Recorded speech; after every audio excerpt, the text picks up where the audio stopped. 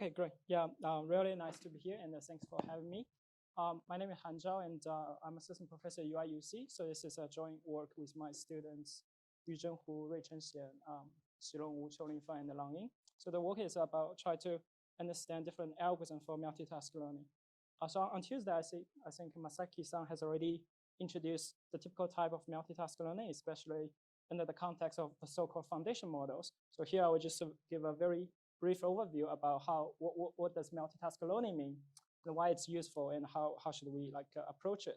So imagine there's an application where we have a sensor over a self-driving car, and then the vision sensor can take an image. The self-driving car is a very complicated, comprehensive system.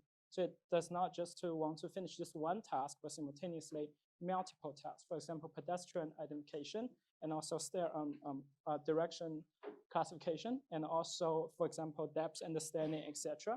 And in those applications, you can imagine there's a single stream of image being fed into the system, like the figure shown on the top right corner.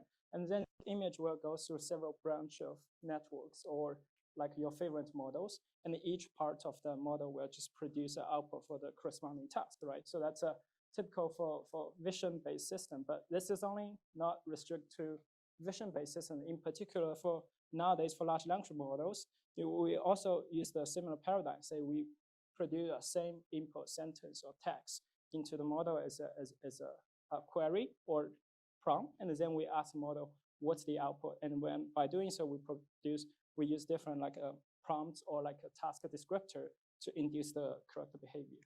And in typically speaking, at least for vision-based models, one typical paradigm to implement such kind of like a multitask learning scenario is we have a two-type of model. Essentially, it's a stream of two components.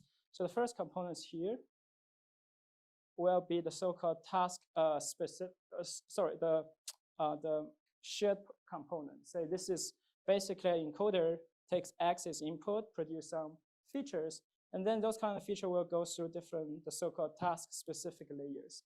And then at the output of each layer, we just construct a loss function. So the formal setup here is, suppose we have K tasks, and now those K tasks, each of them can be described by, say, a set of input and output pairs. So here I would just use Xi and YI to denote the corresponding input and output pair for each of the tasks. And then for each task, we have a separate loss function, and they do not need to be the same. For example, some of them can be segmentation, others can be classification, and the rest can be regression, etc. And then the goal of a typical multitask learning is that because of the potential similarity between different tasks, is that possible for us to generalize better by learning them simultaneously? For example, because there's a shared component of the feature learning, maybe using more data from multiple related tasks, I can learn a better feature extractor, right? And that's also the premise of nowadays large-scale language models. So compared to the so-called traditional paradigm, for example, single task learning, where for each separate task we build a separate model, you can easily see that the benefits of multitask learning is that we actually just use a single model simultaneously for multiple tasks. I don't need to train a model from scratch for each new specific task. The problem is it's unclear what kind of a task should be put together for the learning. And in practice, or empirically speaking, there's a phenomenon called negative transfer. So what does that mean is if you just arbitrarily collect a lot of data from different tasks, merge them together, and then feed it into a single model trained together, they actually are hurting each other, right? So that's an empirical phenomenon. We try to understand why it happens, or what kind of description or metric we can use to describe the so-called task similarity or negative transfer. Okay, great. So I go into a little bit into the technical detail. So here, since we have K different tasks, and for each task we have a batch of data, and we mentioned that the model is actually a two-phase model. So here the G is essentially the feature extractor, and that's shared across all the tasks. And once we have G, we will put the features extracted by G and go through the HI. So here HI is different. So that means for each different task I, we're going to use a different kind of task-specific header. you can imagine that we train a different MLP, follow up on top of the common feature for my prediction, okay? And then if you think about, although in practice we are using the sum of all the losses. So here it's, what I'm doing is just the empirical risk minimization, right? So here the inner sum is just the compute what's the average training loss for each task. And then I just take average over all the tasks. But that's not necessarily the right thing to do. Because if you think about the underlying problem, it's actually the so-called multi-objective optimization, right? So that means I have two different models. I have two different components, and then I combine them together for each of the tasks. And then for each of the tasks, I can measure a corresponding loss. And then I get a vector loss, which is k-dimension, one for each of the tasks. And then because it's like a high dimension, k is usually on the order of 10 or 100, it doesn't make sense to say which vector is better because there's no total ordering. So what happens in practice is we will just pick a weight vector W. So here W is just a convex combination, meaning that we put different weights or on the importance of different tasks.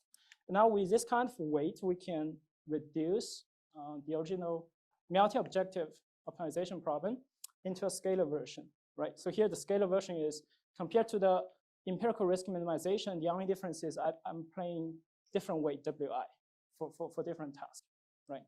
And now if you think about what we are doing here geometrically is if you draw a 2D, suppose we only have two tasks, and we draw like a 2D diagram about the accuracy or loss. In this case, it's loss for each of the tasks.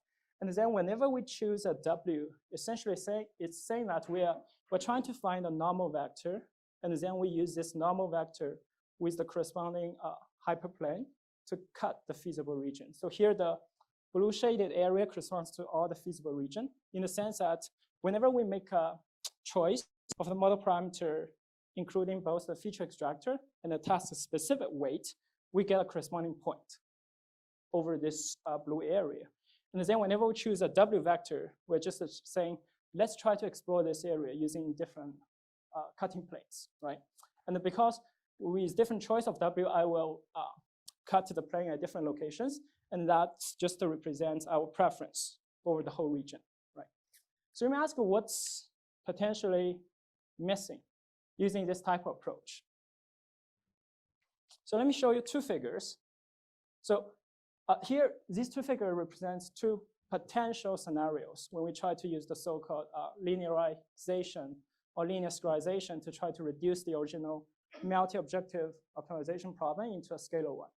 So you see the main difference is on the left-hand side, if we look about the nice solution for this kind of problem, here the nice solution is essentially represented by the green bold area, which is a curve.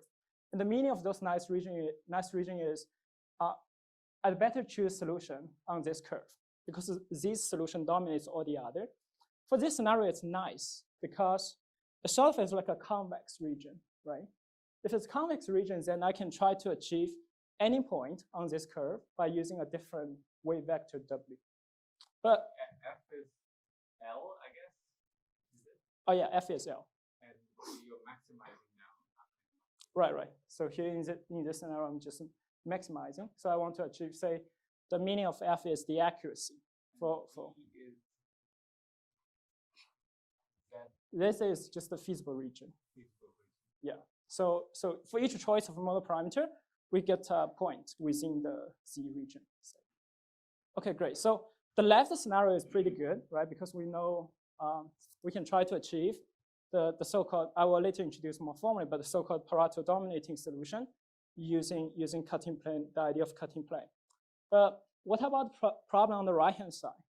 The problem on the right-hand side is actually, if you check the convex Hall of this feasible region, is actually a strict superset of the feasible region itself. So that means if we just try to use the idea of a cutting plane to try to achieve a solution, which again, on the green curve, I will not be able to do so intuitively, right? Because whenever I pick a preference vector W, I'm just trying to say, explore the feasible region along this direction until I cannot move my hyperplane further. But for this area, you see, this part, the segment between A and B, they cannot be achieved if I just use a fixed cutting plane, try to reduce the multi-objective optimization problem into a scalar one, right? So, but the question is, which case? Which one of the two is the real case if we try to use, say, deep learning model to solve our problem? So how many of you do you think it's the left scenario if we use deep neural nets? And the right one? Yeah, it seems most of you think it's the right one is the correct scenario. Later we will see. It's actually there's no fixed answer to this problem. It depends on the model we are going to use.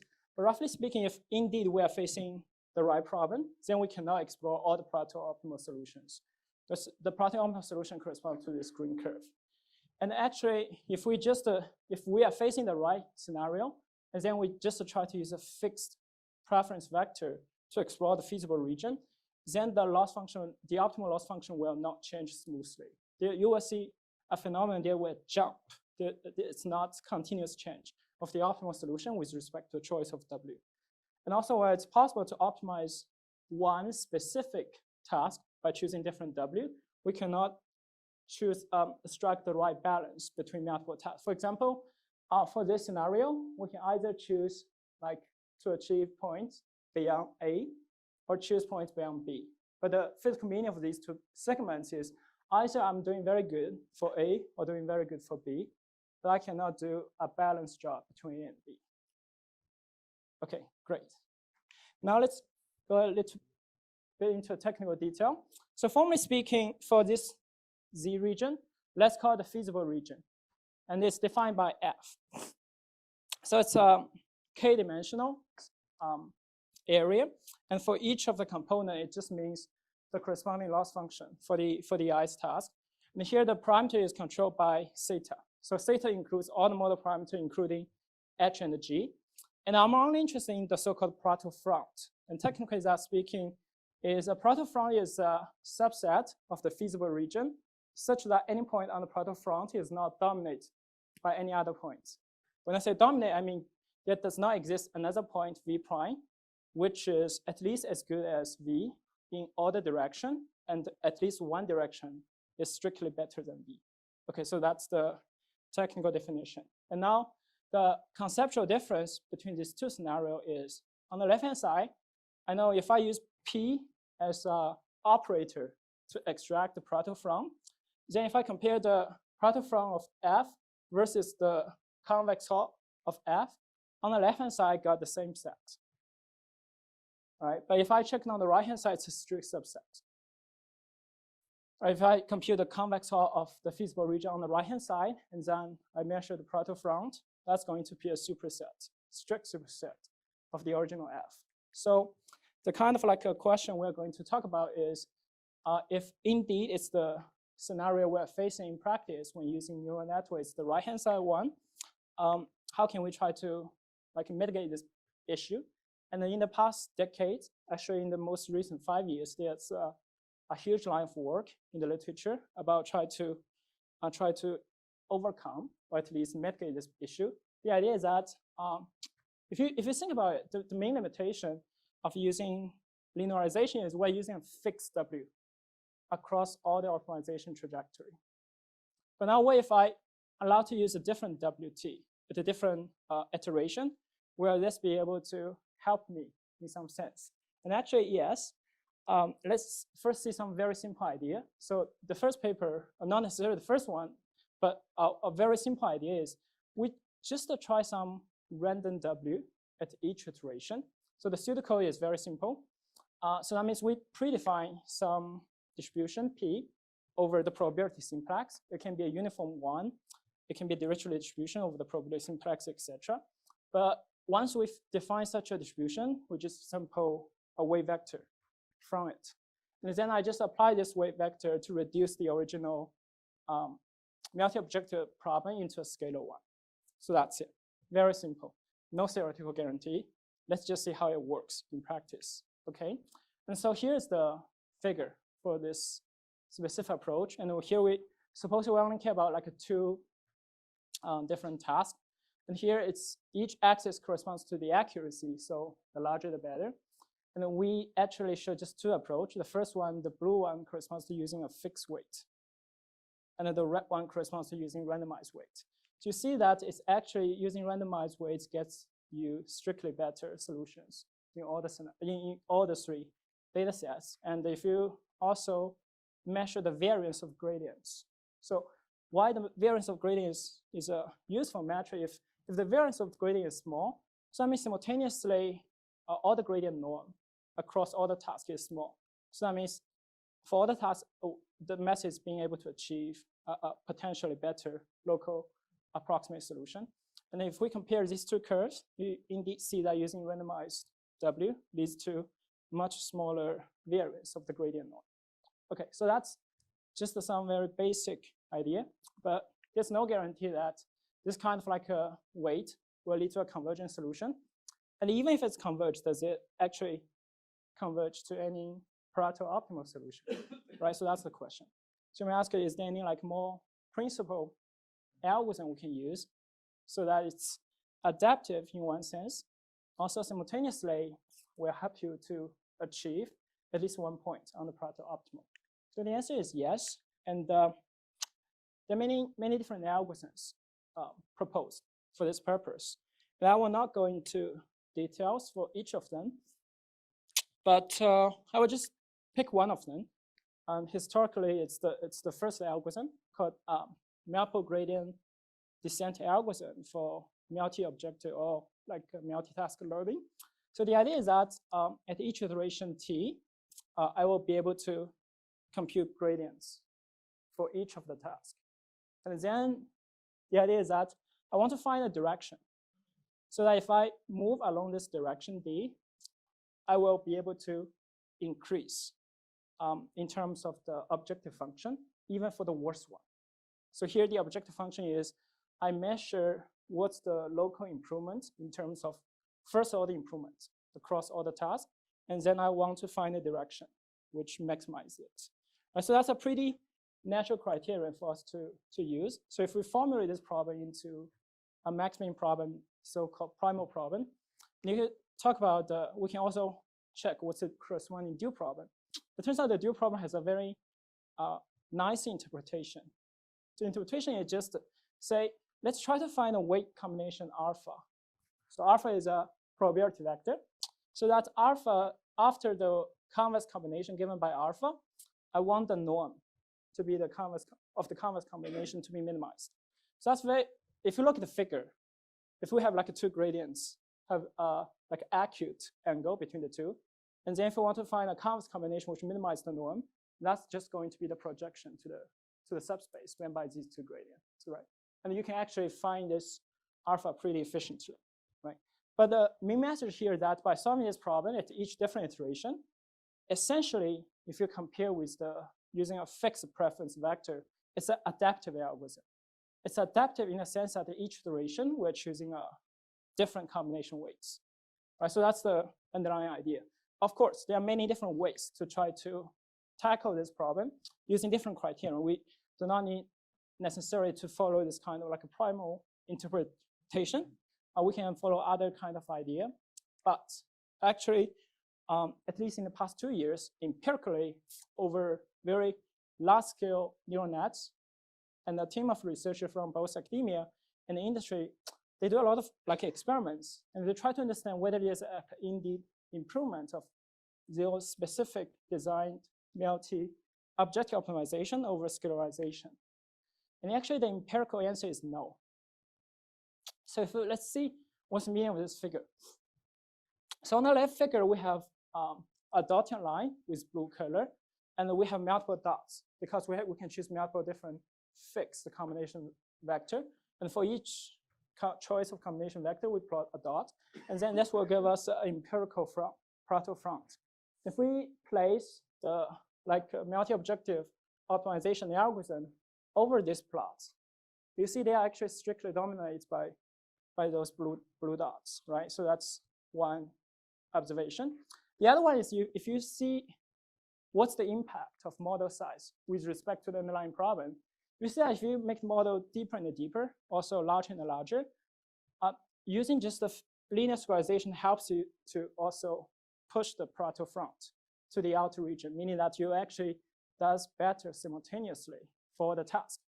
Now the question is, based on those empirical observations, can we answer actually what's the role does the size of neural network play in such kind of problem? And indeed, is there a difference between linear squarization versus multi-objective optimization? So that's the research question we are going to ask. So in particular, that means we only study fully connected neural nets, very simple ones. And then we want to ask, for every point on the plateau front of the feasible region from a fully connected neural net, can I always find a corresponding vector, say the preference vector W, so that if I reduce the problem into a scalar one and solve the scalar optimization problem, that W will help me to recover the plateau optimal solution. So that's the question. Okay, great. Now let's see how to analyze this problem. So we know from the literature of convex analysis that if all the functions are convex, okay, so I have a shared parameter theta, and I say that the theta I have multiple convex function f1 through fk.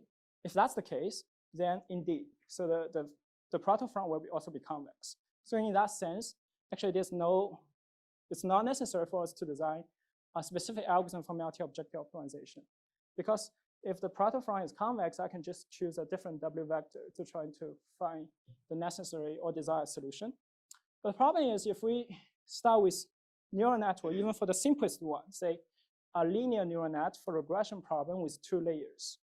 Even in that case, it's non-convex, the underlying problem, because here for each task, we are using a shared parameter W. You can understand this the connection matrix for the first layer.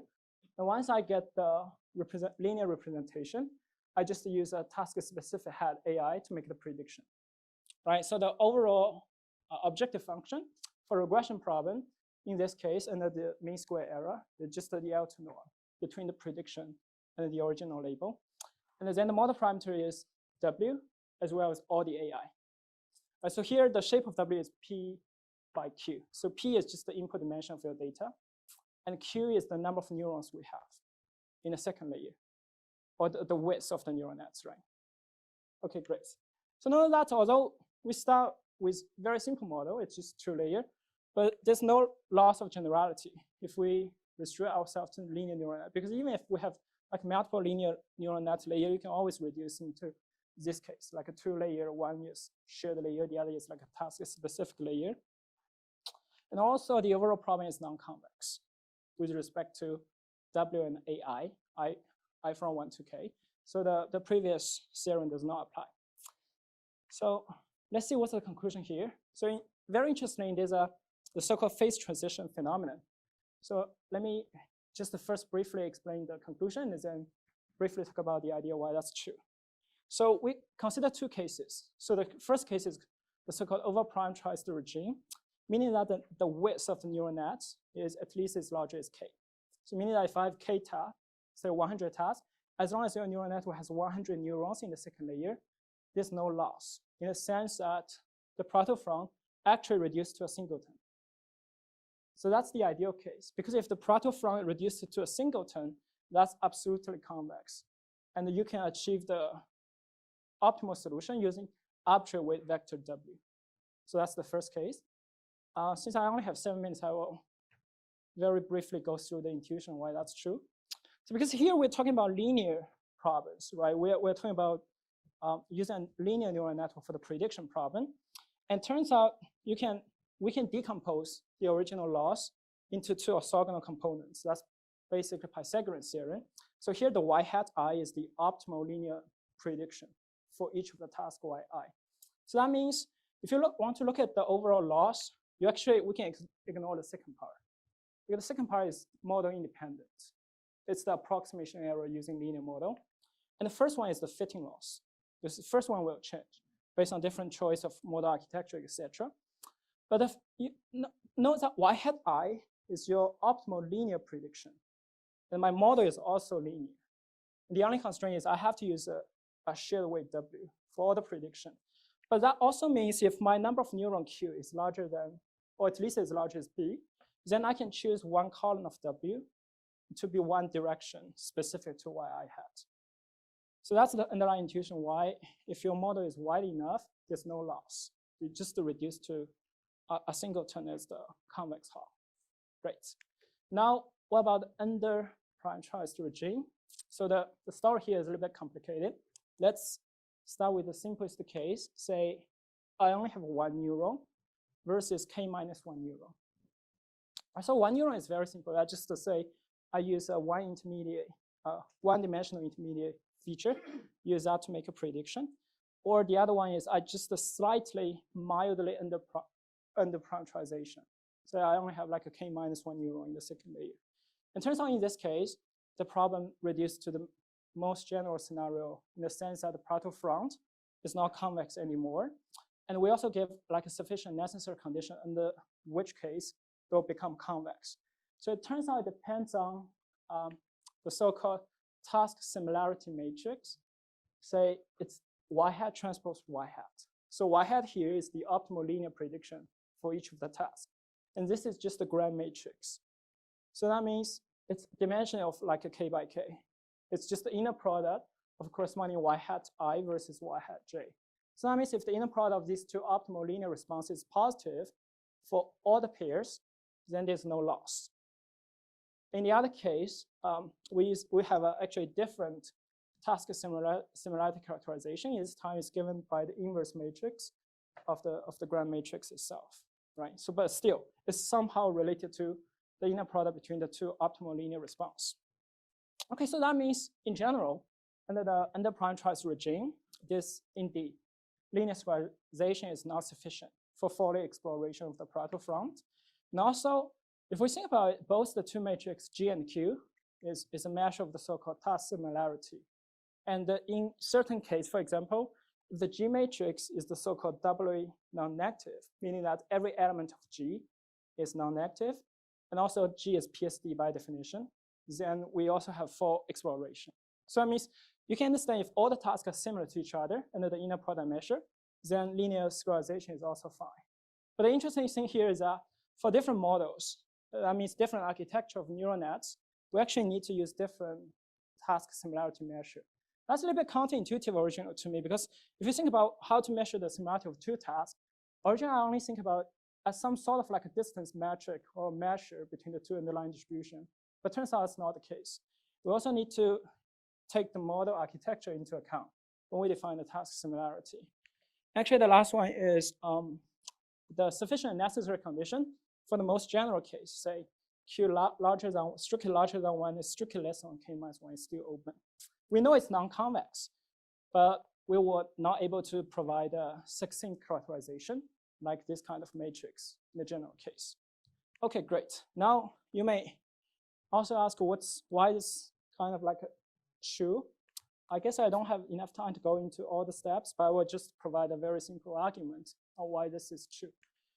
Because the underlying problem is like a quadratic problem with a mean square error, and we're using linear model, and we have like a task-specific parameter to optimize. So that means for every fixed model parameter W, we can actually optimize for the optimal response A separately. They're independent of each other. And if we do that, we can simplify the objective function to something like this.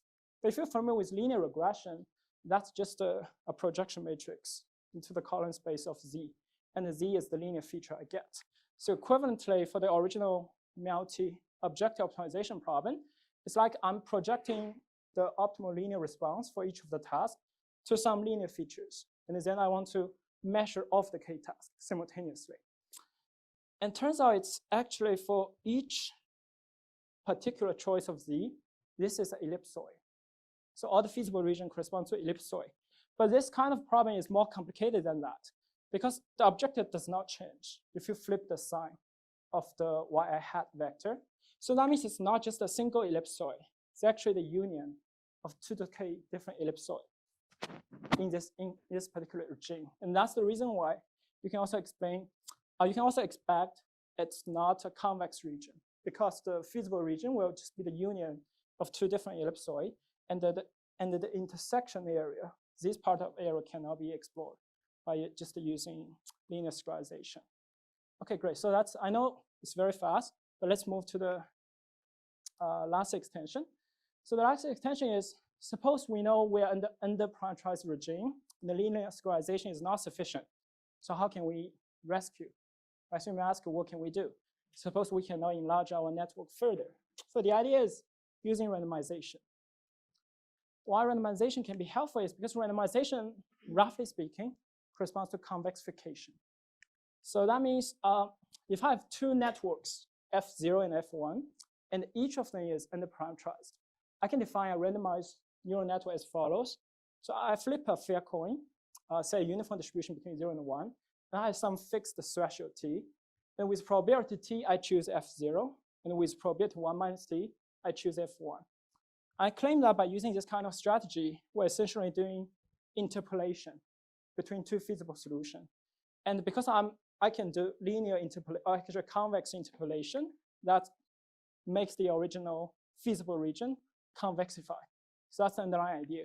So under convexification, because you see the new feasible region will be the convex core of the original one.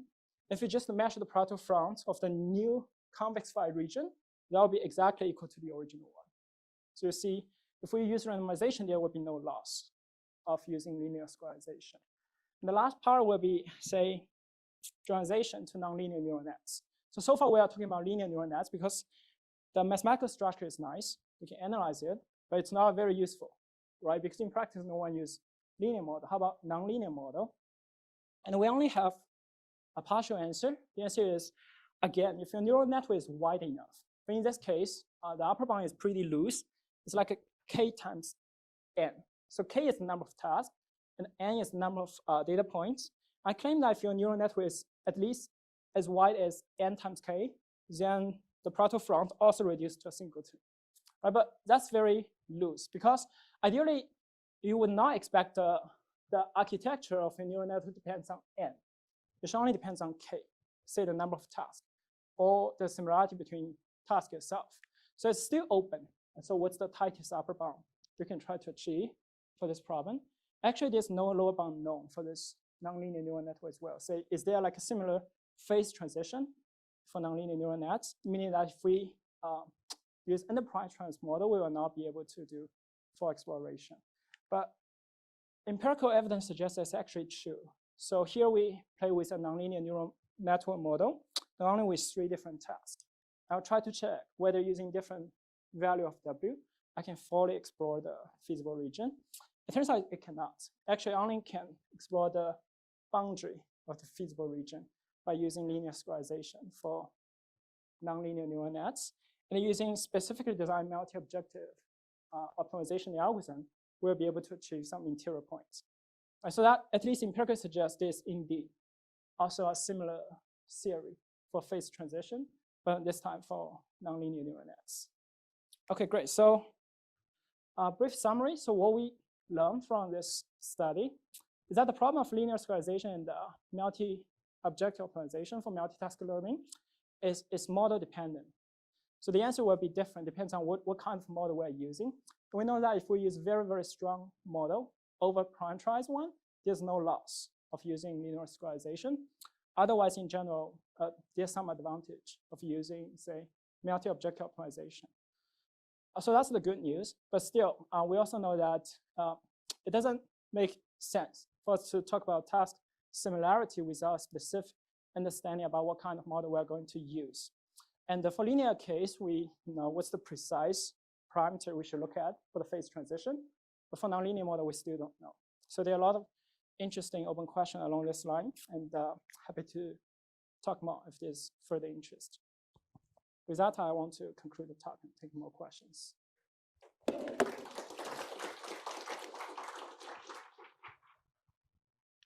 there any questions for Han? Yeah, thanks so much for this interesting talk. I mean, I had many questions, but I can ask some of them later. And I want to ask like very basic questions about like this multi-objective optimization for multitask learning. Basically, do people consider sort of you consider this case where there's like this initial network that's like shared for all tasks. But I mean, you could consider extensions where the tasks also have their own also individual feature extractor in addition to that maybe shared extractor. And is that kind of considered? Yeah, that's a special case of the type of model we discussed here. You just think about that kind of model. It's just saying that you incorporate the task-specific feature extractor onto the latter part. It's just saying you can also incorporate those part of parameter into the task-specific prediction one, right? Yeah, because then maybe we could eliminate some of these cons, right? Like the negative transfer and so on, because there's always a component that can capture the task-specific part. No. So our conclusion say even if you're allowed to do that, in certain scenarios, there's negative transfer which will happen. I see. Okay, yeah. Thanks so much. Maybe second question, also a very quick one, is like, so you mentioned this like scalarization, right? Like how do people do that in practice? For instance, how do people come up with the weights? Yeah, so usually it's problem dependent. If you know which task you care more, you assign more weights. But what people do in most cases, they will sample different weights, W, uniformly according to some distribution. And then you train the model multiple times according to the number of times you sample W. And then from those, you choose one. Would it make sense to learn these from validation set or something? W is like it's a preference. It's about what's your understanding about the task at hand. It's not like a part of the model design. It's the problem design itself. Okay, thanks. Yeah. Any other questions?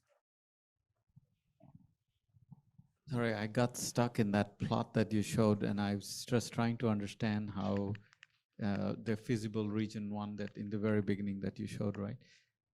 Yeah, after this. This one? Yes.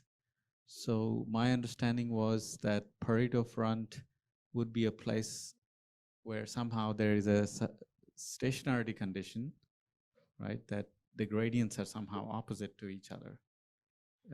If you try to improve one task, right, it goes in that direction, and try to improve the other task, it goes into that other direction. So that's model specific. So here we're talking about is just if you ignore about the training at all, you just care about what's underlying population loss. And the meaning of this point on those like boundary is saying that if you try to improve over a certain dimension or certain task, you have to pay some price to the others. So that's the. Sorry, I'm not getting there. I was just asking a very even more stupid question than what you understood as what I'm saying. I'm just saying that if that's the stationarity condition, so for Pareto optimality, if you think that the two tasks, if they're in direct opposition of each other, then their gradients point in the opposite direction. Sure. Then there must be a scalar weight that, there should be a scalarization that exists. So I thought that from that, there should always be a scalarization. But you're telling, so your main question was that, does that scalarization exist? And somehow I thought that it does always. I mean, you can think about, so can we achieve point on this like intermediate segment using scalarization? And the answer is no, because if in order to achieve a point here using scalarization, you will like define cutting plane like this. But whenever you define cutting plane like this, you will try to optimize for the reduced objectives. So you will move to the outside. And because A and B are better solution for your choice of like a weight combination. Okay, maybe I can. We can discuss later, offline. yes. Yeah. No. Okay, with that, let's thank Han again for his talk.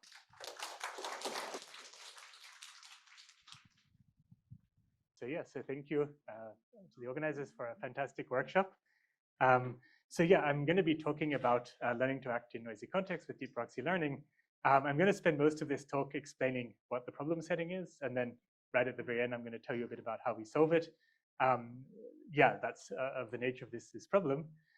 So I'm going to begin with a simple example, a sort of Simpson's paradox style example, just to give some notation and terminology. So let's say that we're looking at a disease that's being treated in a hospital. The disease can have one of two forms, which is mild or severe. The doctors look at the severity of the disease and they choose one of two treatments, which is pills or surgery. And then in consequence of the treatment and the severity, you get a cure or not. Okay, so that's Y. And let's say that we've observed the hospital over some number of weeks, and we see the following statistics. So probability of being cured given pills is 0.85, probability of being cured given surgery is 0.72. How do we get these numbers? Well, the equation's up here, and it's actually straightforward. So basically, if the patient has received pills, then we can infer it's more likely that the form of the disease was mild, right? Less likely that it's severe. And so here, given pills was the treatment, we're going to upweight the mild form, downweight the severe form, and then we're going to get the expectation of cured given treatment and severity with that weighting, right? So conversely, if the patient was cured with surgery, it's more likely they've got a severe form. I'd upweight the severe form, downweight the mild form, and that would be my answer. And this is how we get these numbers here. So let's say now that I'm a hospital administrator and I see these numbers and I say, well, pills are cheap and they work better, so everyone gets pills. So now I'm intervening on the system. This intervention is going to be shown by this graphical notation. So an intervention is a node with a double boundary. You can see that this intervention is disconnected from severity. So I'm saying everybody gets pills. So think of it as like a new policy, which is different from my training policy if I'm in RL. And it's not a very smart policy, which is it's performing the same action over and over no matter what. Then the outcome that I get from this intervention, which I'm going to write as a superscript to my random variable. So y superscript a means y with the intervention that everybody gets a, pills, surgery, whatever it is. This is now 0.64, not so good, right? So my new policy has actually got me a much worse result than I had before under my training policy. And then probability of being cured under the intervention surgery is 0.75. How do I get these? Well, now I'm just applying the same treatment across my population. So rather than P of X given A here, I've just got P of X. I'm just averaging over my population of patients and seeing what the outcome is of a particular treatment, be it pills or surgery. And so here, I'm calling this my average causal effect or my average treatment effect. So this quantity might be an interesting quantity to get if we're interested in the outcome of prescribing a particular treatment to a population with a disease. And this is a quantity which we're going to explore in this talk. So this is the setup. From this setup, it's quite clear how important context is, right? So knowing whether the patient has a mild or severe form of the disease is going to allow us to compute the average causal effect of that population, right? So I take my y given a and x, I average it over x, and that gives me, on average, the effect of a particular treatment. But what if I don't see x? What if it's not observed? Then my problem suddenly becomes a lot harder. So let's say, just for the sake of argument, okay, x is not observed anymore. So the doctor is still looking at my patient. They're looking at all of the symptoms. They're prescribing a treatment. But I don't see x. I don't record x. What the doctors write down is just one piece of information, which is that my patients have fever or not. Okay, so it's not a complete view of x. It's an incomplete view of x. Now, this fever is actually, notwithstanding that it's a noisy view of x, it's actually not that bad of an indication of the severity of the disease. So probability of fever given mild is 0.2, probability of fever given severe is 0.8. So I don't see x, I see w, but w is a pretty clean view of x, right? It's not that noisy. So my next question is, could I act as if w were x, right? So could I say, well, my average causal effect is probably being, pretty close to e of y given a w integrated over w, right? Could I use my w as a proxy for my x? Would that work? And as with all rhetorical questions, the answer is no. So if I treat w as if it were x and I just crank the handle and get my average causal effects, I actually get a flipped answer to the answer I should get. So I think pills are much more effective than they really are.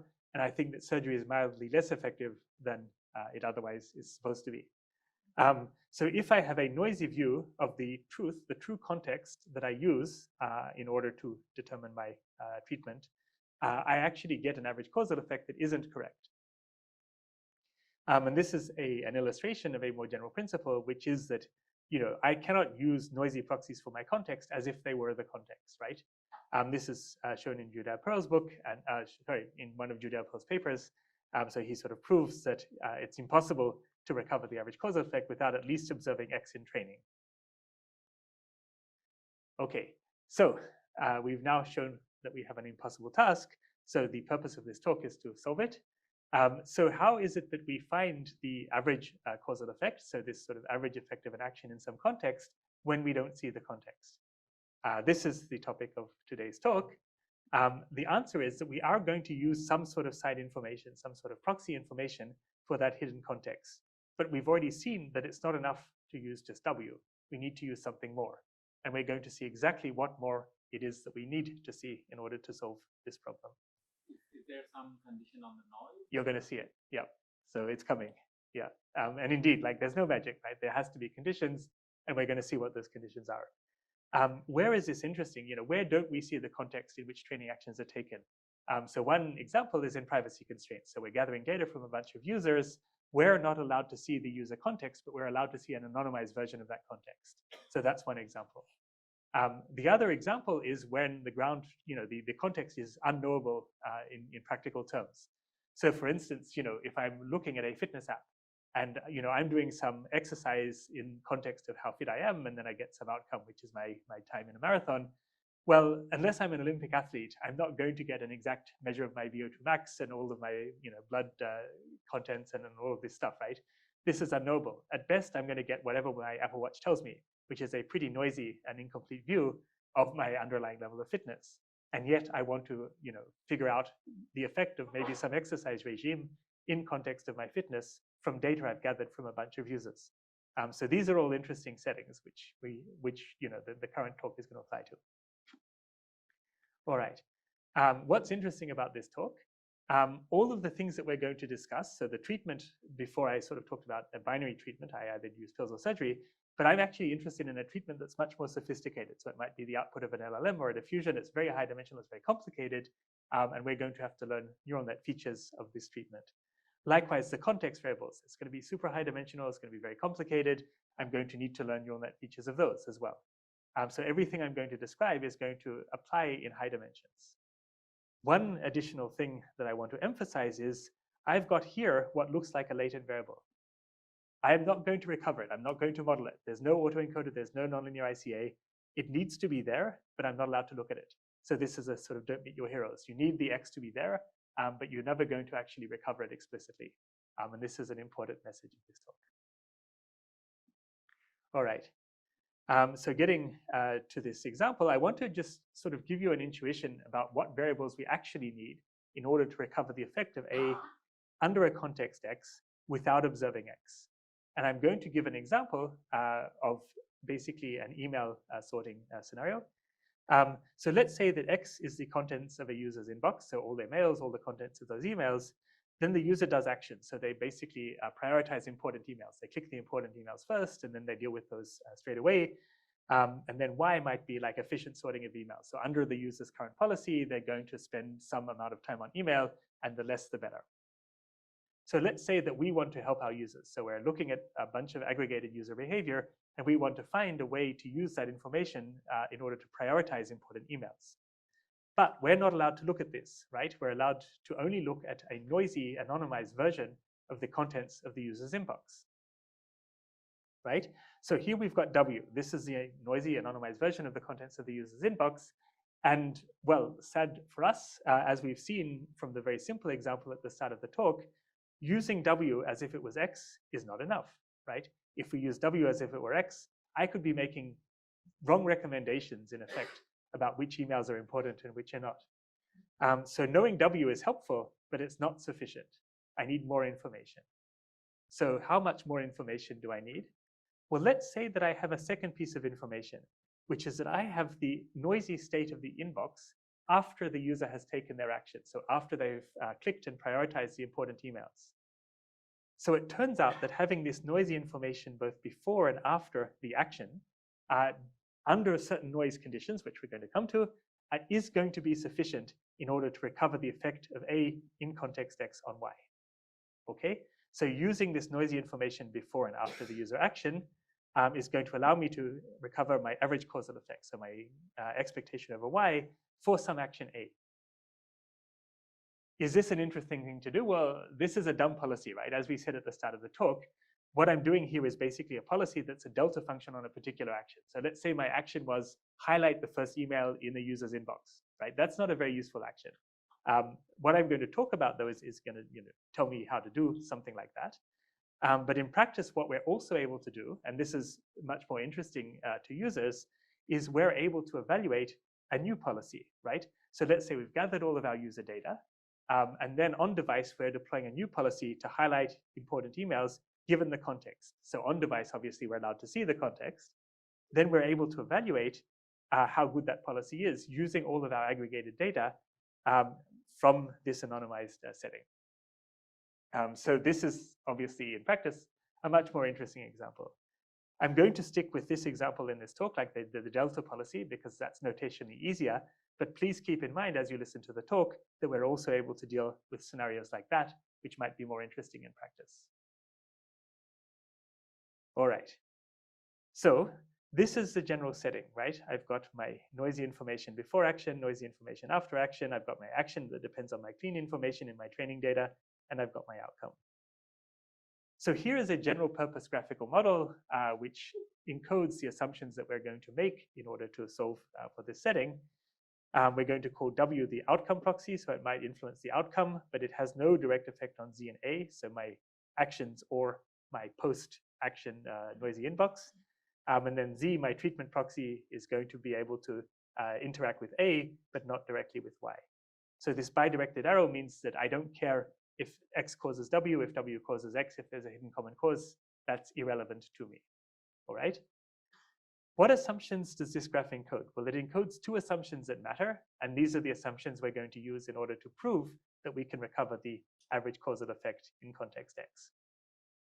Right, assumption one, W is bottlenecked from A and Z by X, right? There's no direct connection from W to A and Z, it goes via X, right? So my clean inbox separates my noisy inbox before my action from my action and the noisy inbox afterwards, right? Pretty intuitive. Assumption two, Y is bottlenecked from Z by X and A, right? So how my emails is bottlenecked from the state of my inbox after my actions by my inbox and my actions. Again, it's intuitive, but I just emphasize these are my two assumptions.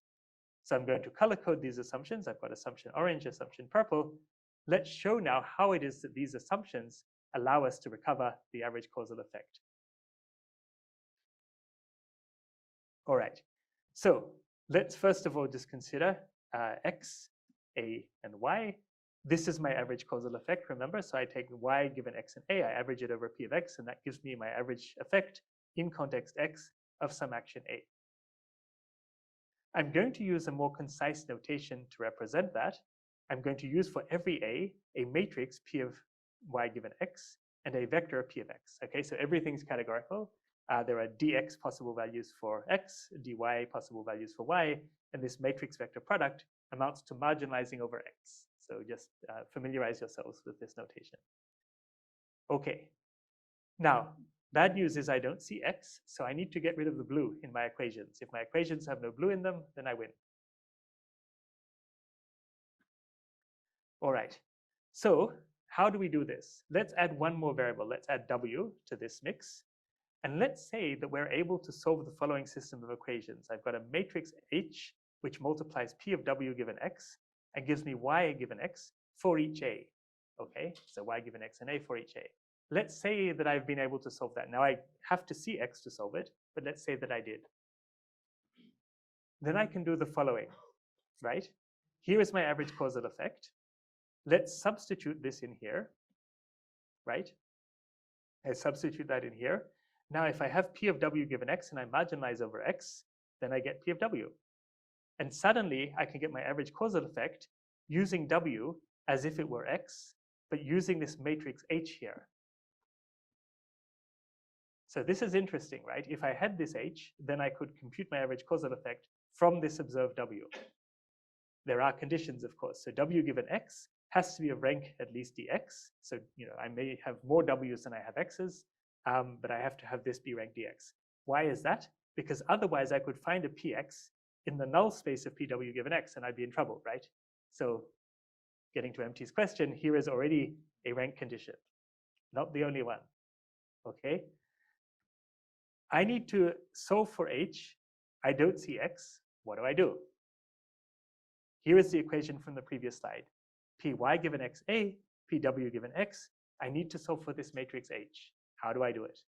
Well, I've left some space here. What I'm going to do is to project both sides of this equation onto another matrix. This matrix is going to be P of x given Za, P of x given Za, right? Now, this is a dx by dz matrix. Again, rank condition, right? I need to make sure that dz is greater than or equal to dx. I need to make sure that the rank of this is at least dx so that I don't lose any of my space of my system of equations by doing this projection. So I'm projecting onto a whole bunch of vectors onto a basis.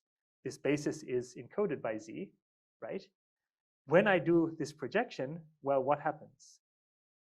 Let's consider assumption orange first. So W is independent of ZA given X, right? W is bottlenecked from these by that. What that means is that this projection gives me PW given ZA, right? I'm marginalizing over X. There's no blue here. Again, assumption purple, I'm marginalizing over X. I get this equation here. There's no blue. So let's substitute orange and purple into this equation. And now I have a system of equations that allows me to solve for H in terms entirely of observed quantities. So that means I can get my average causal effect and evaluate new policies from my observed data using quantities that I've obtained only from data that I've observed in training. So even though X is hidden, I'm able to correctly get my average causal effect. So this is quite remarkable, right? Because like learning the effect of A on Y under context X without seeing X is a very, very tough problem. And under these assumptions, we're able to actually resolve it. So this is quite exciting. All right, so that's great, but this is all for categorical data, and we're interested in what we might do in the real world. So I'm going to spend some minutes now explaining what we do in practice with neural nets. Okay, so the neural net features were done here by, were done by Yuan Xu and Heishio Kanagawa. So that's the one I'll be focusing on, but there's also a kernel solution. The code for both is available publicly. So two things. All learned functions will take the combination of a linear sum of neural net features. Okay, I'm differentiating my linear final layer from my neural nets. And we're going to solve for the linear final features and the neural nets using ridge regression. So that's the only algorithm that we're going to be using from this talk. And I emphasize that in this circumstance, the linear final layer can be written in closed form as a function of the covariance between the features of X and the cross covariance between the features of X and Y. So we're going to use that closed form solution and backprop through Cholesky in order to solve for the remaining neural net parameters. And I'll briefly say that this is a lot faster than solving for everything together. You can talk to me later about that. Okay, how will we proceed? First of all, I need to tell you what equation we're going to solve in order to do the continuous valued version of this proxy trick. Second, I'm going to tell you the loss function. And then finally, I'm going to tell you the procedure, which is a min-min procedure we're going to use in order to solve for the parameters of our function. All right. So remember, this is my average causal effect, EY given AX. I marginalize that over X. We don't see X. But let's say that we could solve this system of equations here. If I can take the conditional mean of W given AZ of some function H, which is the same as my matrix H from before, to get Y given AZ, then I could use H, right, as if it were a P of Y given A and W, P of Y given AZ, and I could use W as if it were Z. So basically, I can compute my average causal effect using H and using only W, right? Exactly as I did in the linear algebra case. Right, so I need a loss function, which allows me to minimize to get H in order to plug that in order to solve my set of equations. What is my loss function? Right, I need a loss function which is minimized when H satisfies this relation here. I maintain that this is the loss function. I'm minimizing the square error of Y minus the mean of W given AZ of H over YAZ. Why is that my loss? Well, the reason is because if I were just solving from FAZ to Y, the solution would be the conditional mean of y given az. But guess what? We know the conditional mean of y given az has this parameterization, right? E w given az of hy, wa. So I just plug that in, and now I know why this is the loss that I need to minimize over h in order to get my h in order to do my average causal effect. All right, so this is the loss function. Now I need a neural net parameterization of h, which I'm going to plug into my loss, which I'm going to solve in order to get my average causal effect. I'm going to use the following rather peculiar parameterization, right? I'm going to say that my h function is a linear combination of all products of pairwise features of w and a, right? So I don't just use a big neural net taking w and a together. I use one neural net for w, one neural net for a, then I take the product of pairwise features, and then I take a linear final layer. So that's interesting. And it turns out that both the linear final layer and this pairwise product of neural net features are necessary for everything I'm going to do to work. All right, this is the most important slide as far as the implementation goes, okay? Here is my goal, mapping from w given az to y given az using this function h. Here is my regression function. I told you why it is that I have this loss. Now I've chosen a particular parameterization of h on the previous slide, and I'm now going to tell you why, right? In my loss, I have a conditional expectation. This is unusual. Normally I just have a neural net here, but I have a conditional mean of a neural net. How do I get that conditional expectation? Do I sample from w given az? Do I do a density model? Well, here I use the parameterization that I built, right? Linear combination, pairwise product of features of w and a. I take the conditional mean, but thanks to this parameterization, I can move that expectation inside. So I get the conditional mean of my features of w, and then I take the linear combination of those outer producted with the features of a, right? So I don't need to learn to sample from w given az. All I need to do is learn this regression function, which I do with ridge regression. Okay, so thanks to this parameterization, I have a two-stage regression problem. Stage one, get this conditional mean. Stage two, plug that in here. And what I'm going to do is to alternate between optimizing the neural net parameters of my conditional mean for my orange and optimizing the theta parameters for my h. So I basically have a min-min problem. I alternate between that optimization, and this is how I solve all of this. All right, so I guess I'm almost done in terms of time, right? 5 minutes, oh man, amazing. I have longer than I thought. Okay, yep. Oh yeah, no, I'm happy to take questions now, in fact, because this is a key slide. So if you have any questions about the slide, then go ahead. Okay. Sure. Ah, there is a question at the back. Very good, yeah, very good point. Instrumental variable regression is a very similar situation where basically I have a conditional mean of some function and I'm mapping that to y. So exactly right. And the method that I'm proposing here is actually analogous to instrumental variable regression. Very similar in some ways. There is an important distinction, but it's a bit of a technical one. But yeah, that's well spotted. Yeah. Okay, so I went a little bit fast in that last part. So let me perhaps explain the algorithm in slightly more detail, right?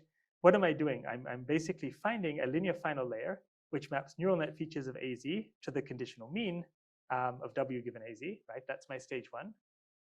Then I take the conditional mean of W given AZ. I take the outer product of that with my features of A, linear final layer, and then that gives me my estimate of my Y given AZ, right?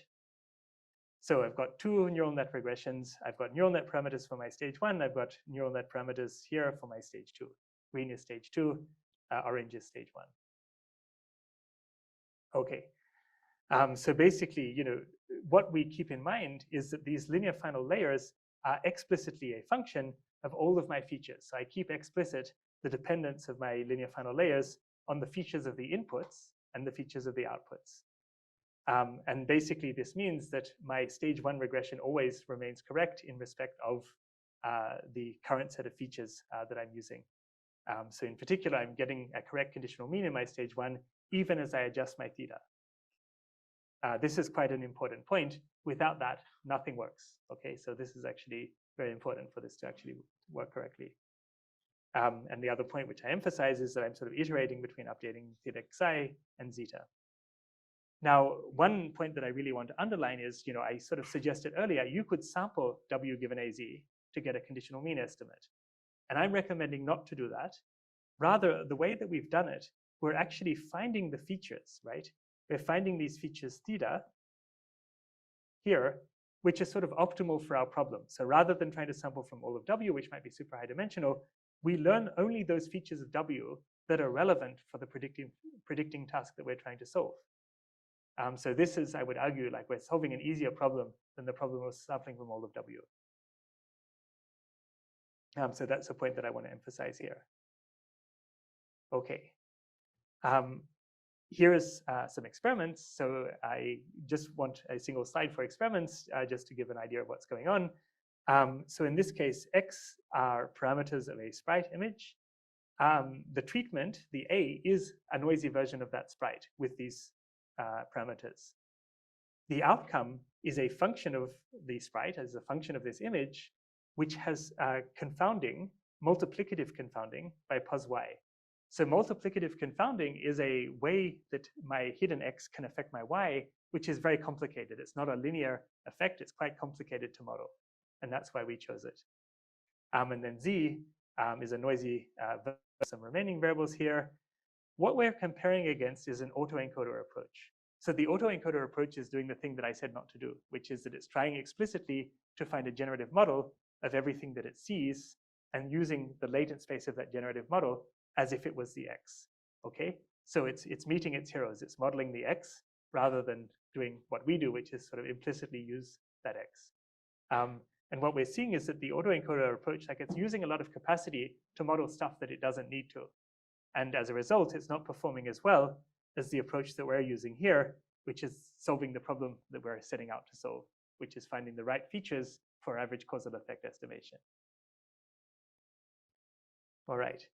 So I think this is probably a good point to conclude. So what we're doing is average causal effect estimation and ultimately policy evaluation from data with some context that we don't see cleanly. We only see a noisy view of that context. But what we do see is noisy views of the context both before and after the user action. And from those two noisy views, we're able to evaluate the effect of action in hidden contexts. And then ultimately, we're able to evaluate future policies in a setting like that using the noisy data that we gathered in training, which is gathered off policy. Right. So key messages: don't model your latents. It's great that they're there. You shouldn't model them. Don't model all of W. Don't make a generative model for W. That's hard. Instead, just learn the features of W that you need and use ridge regression and nothing else. So yeah, thank you.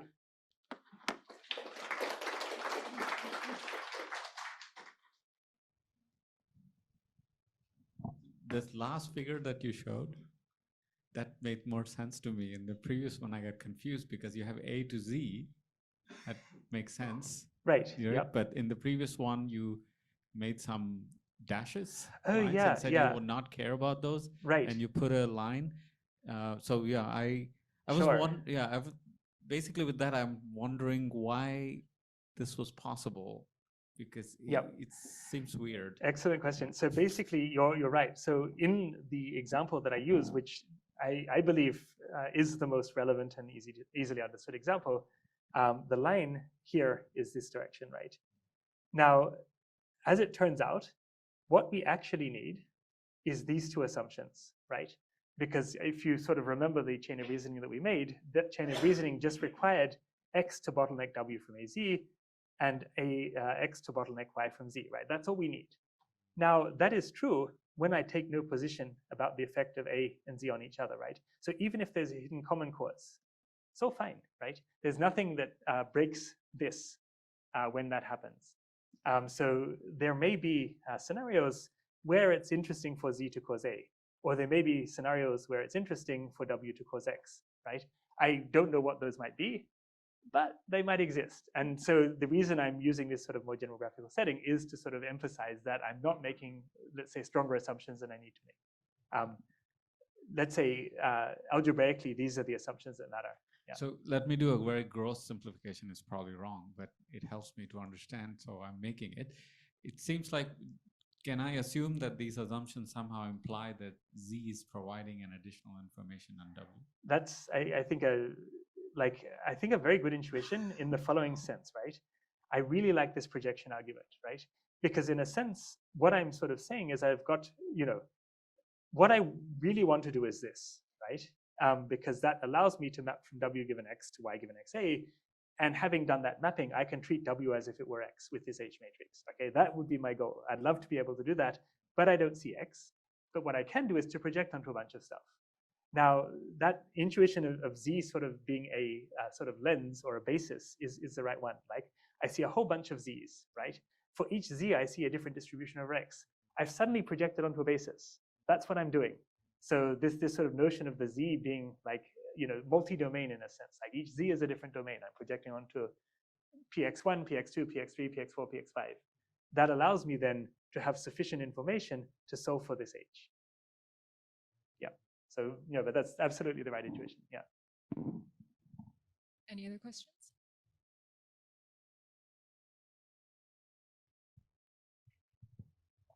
I just thought of this, maybe it's very dumb, but if Z is a very noisy version of X, like what do we lose then?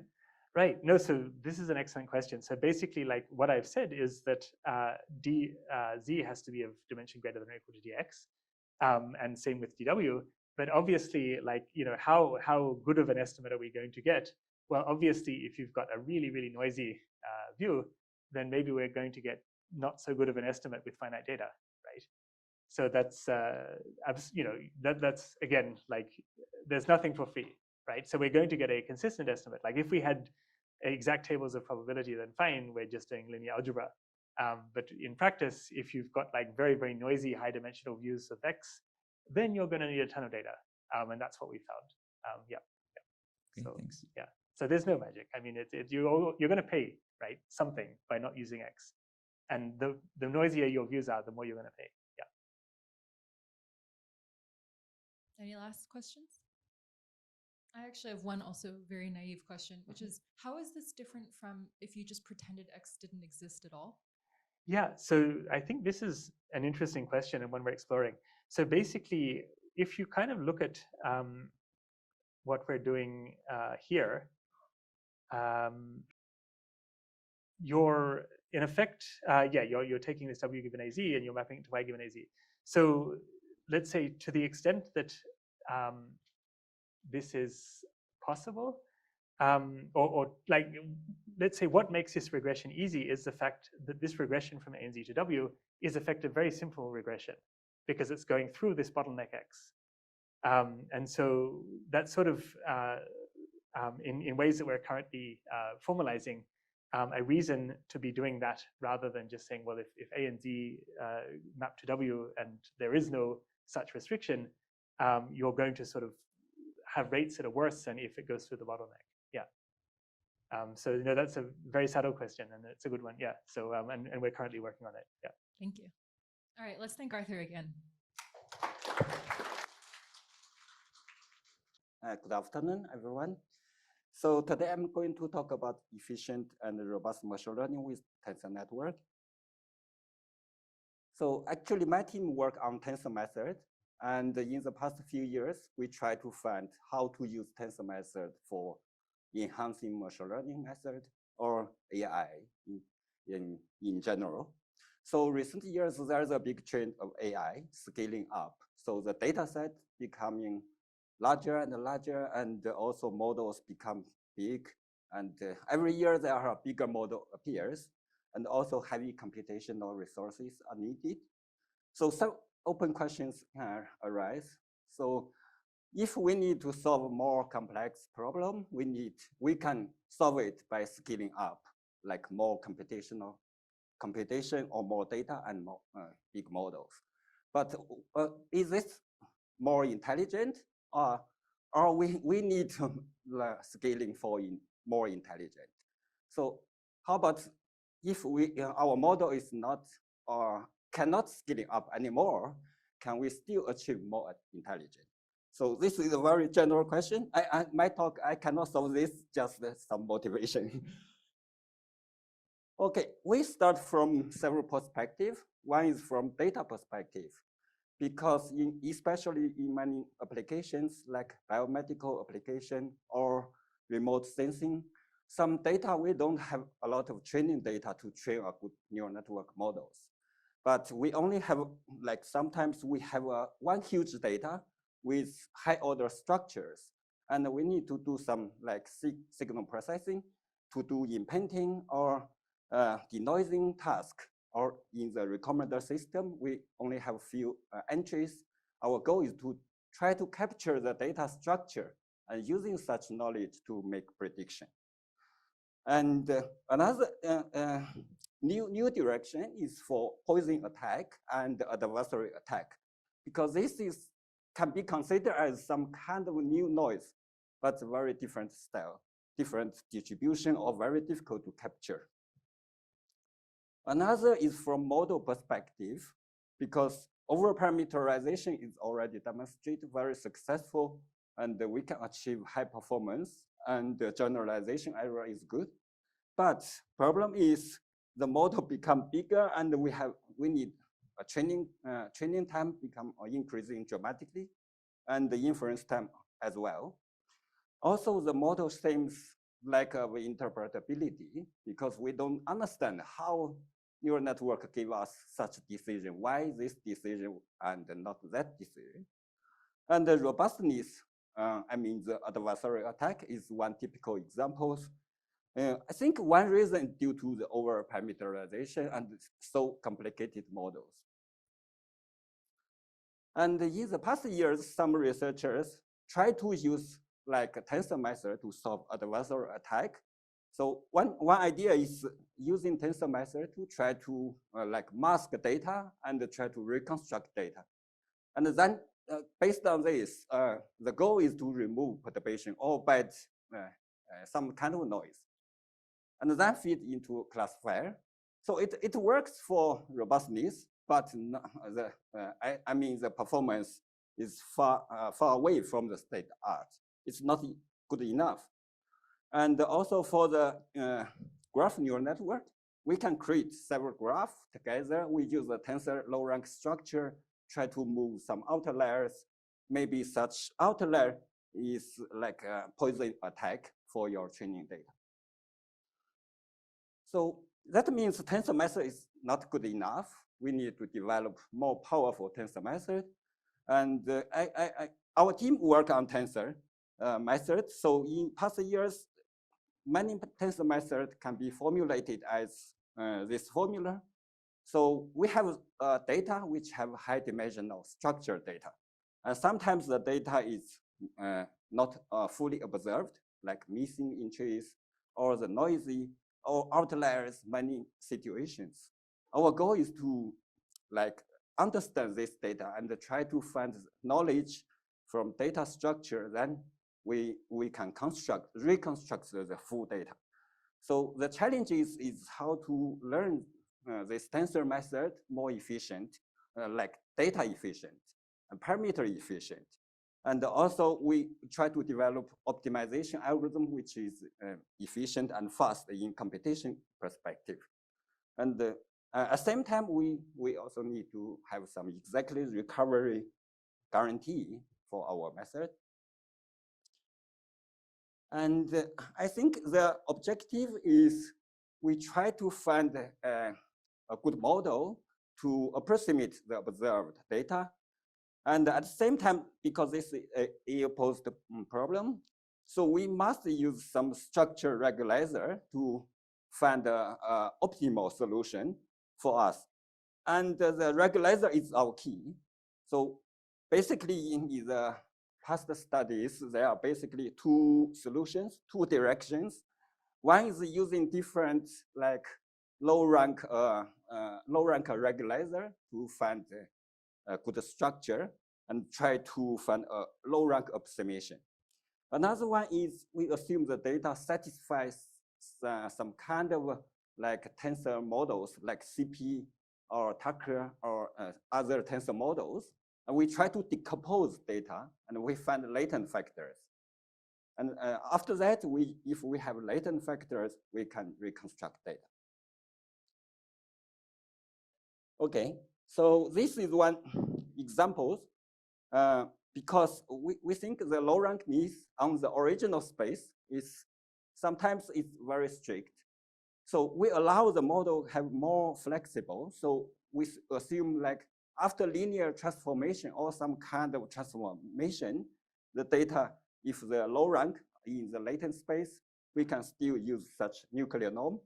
So several nuclear norms based on tensor are proposed. And also we have some theoretical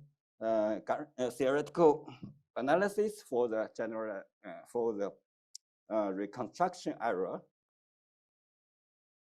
And another idea is if your data maybe is low order, but we can try to tensorize it to high orders.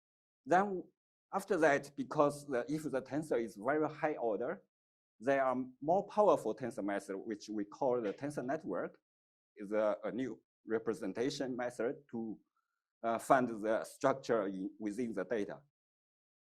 And this is similar, I think, similar to the visual transformer. If we use image as many patches and some patches considered as a theory and use attention to find that. But here we just reorganize the data as a high order tensor. Then the tensor network can capture the structure within the data. Also, for efficiency of computation, we impose low rankedness not on the whole data, but on the latent space. And the latent core tensor is usually quite small. So this we also accelerate our method from the computational efficiency. Okay, and sometimes the data is not clean. We have the noisy and the Gaussian noise or some Laplacian outlier are very common. But here we consider the outlier maybe also have some kind of structure. One example is when we record EEG data from the brain, maybe sometimes your outlier is in the channel space. That means when you look at it from channel aspect, there are some outlier because some channel you didn't connect well. And also sometimes it's on the time domain and the frequency domain. Frequency domain, basically when you do some experiment and there are another electric devices, maybe interference for the EEG, but on specific frequency. So that means outlier, if we consider outlier in the whole space, maybe sparsity or Laplacian distribution not enough, but we need structured outlier, like multimodal sparsity. So based on this idea, we develop like a robust tensor decomposition method, and we can capture different outlier from different mode. Also, based on this algorithm, we have reconstruction error, which is some property is the error bound is related to the square of rank, R square, and also linearly scale with the number of outliers. And compared to matrix case, even the rank is higher than dimension of data, we can still have relatively low reconstruction error.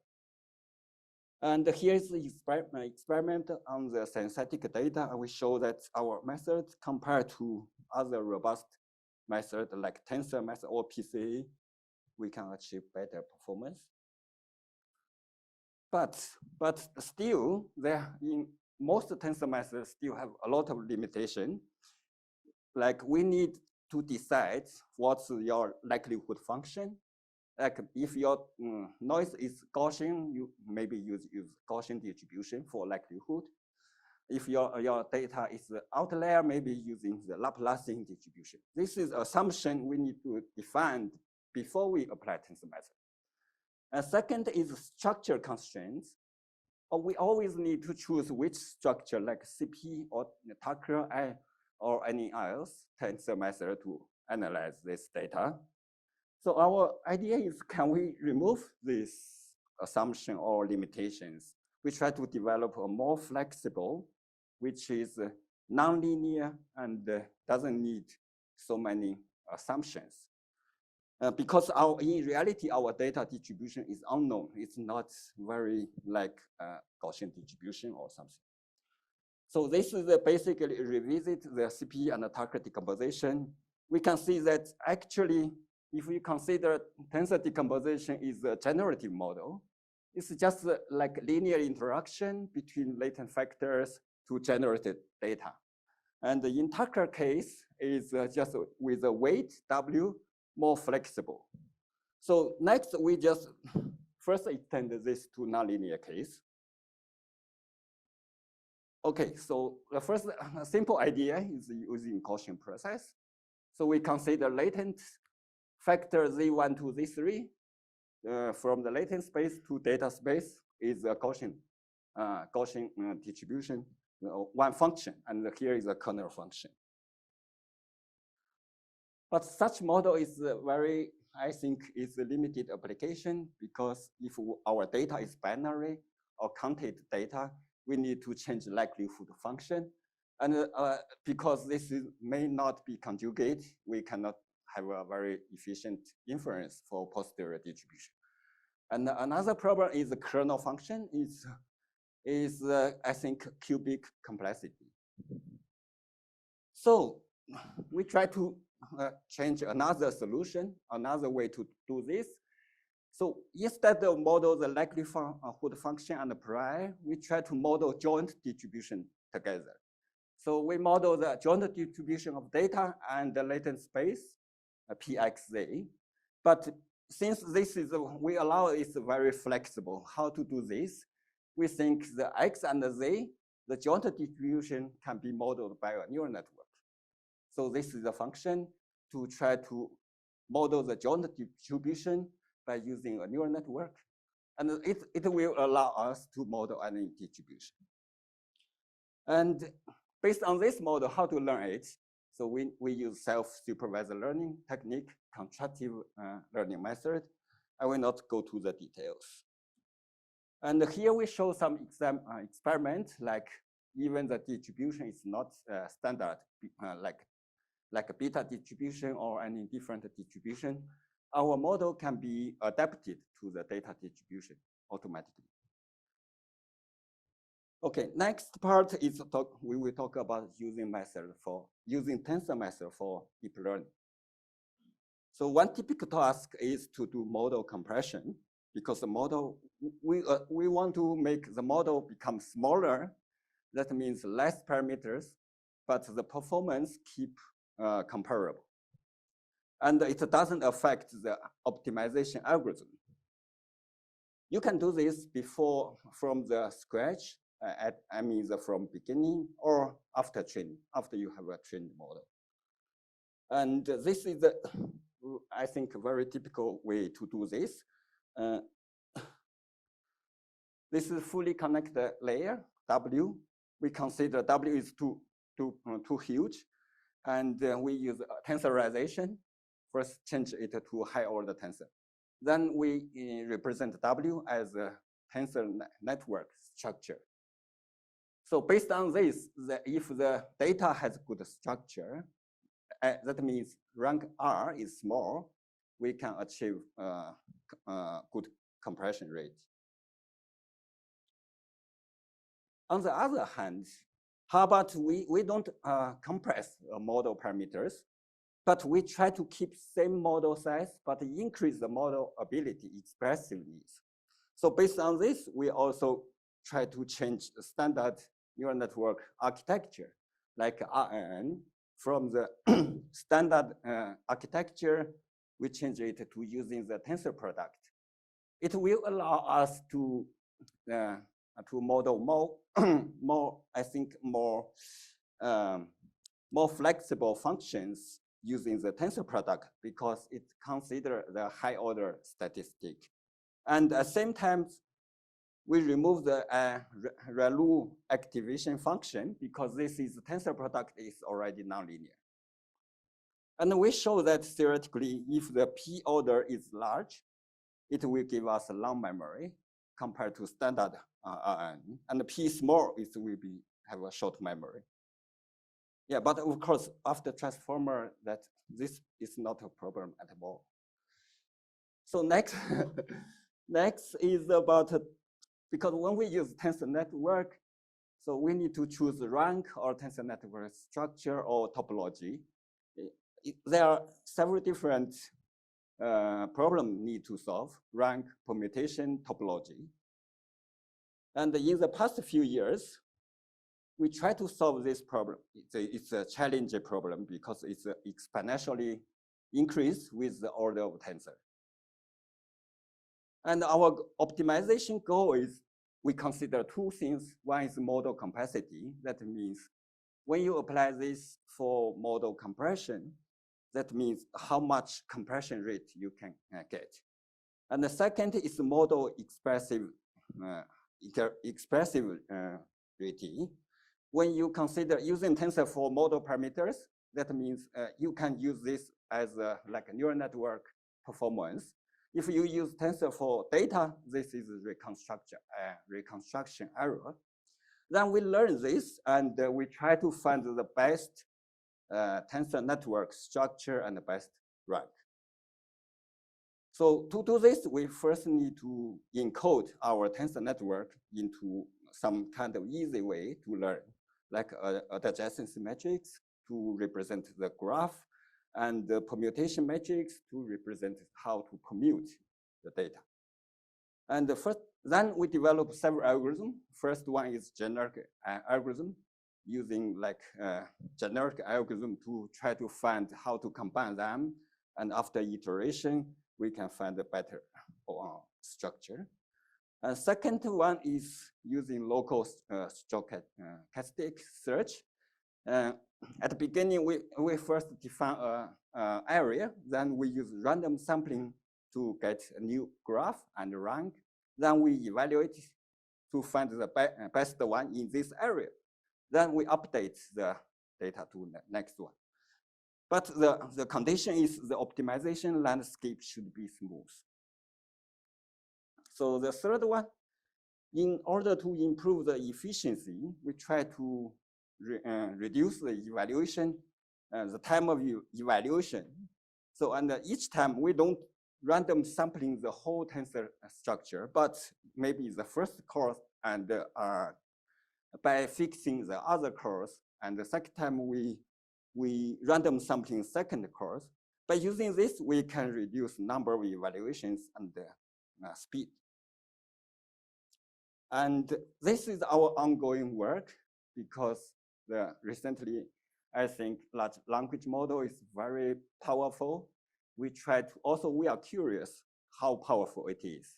And we try to think about if our large language model can also help us for research, or even to do like enhancing our research. So we already have this tensor network structure search problem, and we try to ask a large language model to solve it. So how to do this? First, we formulate the problem into simple way because large language model can understand the programming code easily than the mathematical form. So we try to give them the code, so Python code, and ask large language model to mimic our research, what a researcher is doing. Like we give 3 or several algorithms and ask it to try to find a combination or try to do the innovation and to generate a new code. Of course, there are some code doesn't work at all, but some we can pick up, some code works well. And after that, we put the new generated code into our training data, and we repeat the procedure. So our results show that actually it's a very surprise. It sometimes works. They can find new algorithm and even better than our previous algorithm. This is some result. Of course, this is the ongoing work. It's just the first trial. Okay, in the end, I will also talk about a little bit about robustness, advanced robustness. In some paper already show that if parameters has low rank structure, empirically the performance robustness performance can be improved. But theoretically, we don't understand why and how low rank structure affects robustness. So this work, we try to analyze very, I think, standard models. One is standard neural network layers with ReLU activation function. And second is we based on tensor product, T product neural network layer, just one layer. And the difference is here the operation is T product and the weight is tensor. Then we consider if low rank is of tensor W can affect the low adversarial robustness. I just give you the result, final result.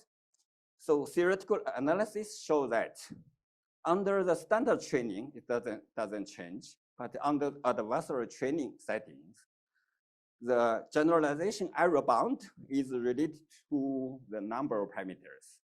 That means if the W has full rank, it will have a bigger generalization error. If the W has a good low rank structure, it will be show like in the red part. It's much the error bound is upper bound is much smaller. And also we do some simple simulations to show that if the rank is low, the generalization error is small. But in reality, the tensor the parameters is not exactly low rank. And in most cases, they are approximately low rank.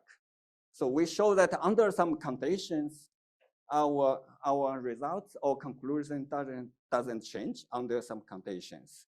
So even the W weight parameters are approximately low rank, it can still enhance robustness of your neural network model. Okay, from the practice way, we also try to solve adversarial robustness by developing new algorithm to solve it. So as we know that adversarial training is very powerful to train a classifier more robust. But another important direction to solve this is to using adversarial purification. That means we put another module before the as a preprocess, and when the data come, first pass the adversarial purification and try to detect or remove your perturbations. After that, you can feed your data, which consider as a safe data into your classifier. So in this case, we don't need to retrain your classifier to be robust. It will save a lot of, I think, computation resource. And your classifier can also keep the higher performance on the clean data if your purification is very good. But both techniques have some advantage and disadvantage. For AT, because when we train the model, we always generate adversarial examples and it will have robustness on such no attack. But very difficult to generalize to unseen attack. On the contrary, the adversarial purification mostly based on pre-trained model, which are using a lot of data to train a generative model. So they are very good at generalization to unseen attack. But at the same time, if we fix the attack, the type of attack, the robustness is, I think, not comparable with AT. So next, we try to how to say combine the both technique and how to improve. Basically, we focus on AP because we think AP, if AP is good enough, we don't need to classify to be very robust. So we try to improve AP, but using some kind of AT ideas. So here is the idea is very simple. So because AP basically based on pre-trained generalization models, so they don't need to, how to say, they don't consider the given attack. They don't consider as a specific, particularly designed for this task. So now we just pick up one pre-trained generator models which like diffusion or VE or GAN. And next we try to fine-tune it to make it more suitable for this classifier or more suitable for this adversarial robustness. So the idea is just we keep this classifier doesn't change, it's foreign, and we design some adversarial laws to fine-tune the purification part.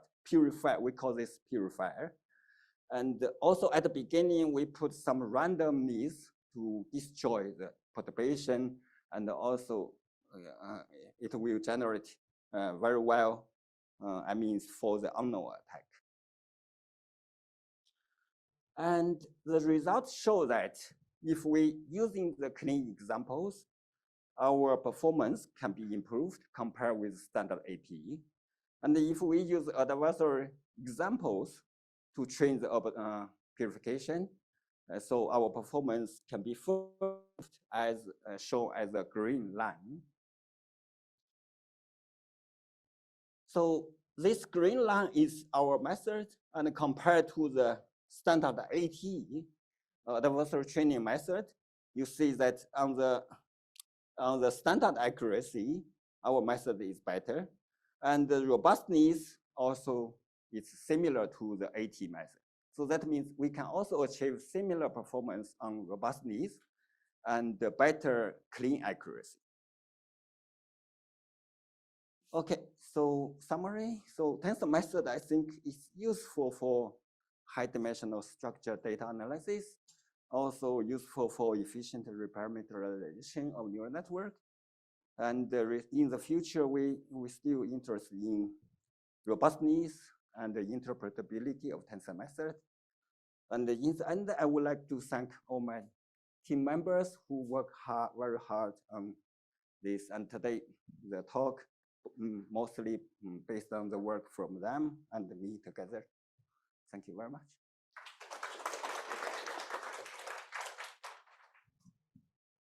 Are there any questions for Qibin? Yeah, thank you for a nice talk. So I'm interested in the a search of the architecture of tensor networks, and I'm just imagining that there can be a situation that we should search the structure, but the structure should be close to some a physical property, physical structure, not exactly the same, but close to. So is there any nice way to introduce kind of the restriction or regularization which close to the desired property structures? I think very good point. But currently, our solution, we don't consider physical structure it should be or physical meaning. We only consider how to find a better structure which using less parameters. Compression rate is our goal. So in our current method, we don't use any constraints in the search. But I think maybe some applications like in physics, quantum physics, the structure actually corresponding to physical meaning, we need such constraints. Yeah, so, anyway, yeah. Yeah, so I thought that a physical informed neural network, it can be close to a close implication. Yeah, thank you for your answer. Due to poor time management, there's one more question. Okay, maybe. Yeah, I had one more question. Thank you very much for the talk. I had just a simple question on adversarial purification. How does it actually differ from adversarial training? I'm just trying to understand the inner workings of it. And is it like some sort of image denoising technique or? The adversarial purification. Yeah, how does it differ from adversarial training? Yeah, if I understand correctly, your question is what's the difference between adversarial training and purification, right? Yes. Yeah, you are right. Adversarial purification actually is doing denoising. But the difficulty is we don't know the distribution of perturbation. We cannot do the denoising very easily because different tag have totally different distribution. And we cannot learn the distribution of perturbation. If you learn it, next time the new tag comes and it's a new distribution. But basically, you can consider it a denoising task. Okay, thank you very much. Okay, let's thank Qibin again. Yeah, thank you.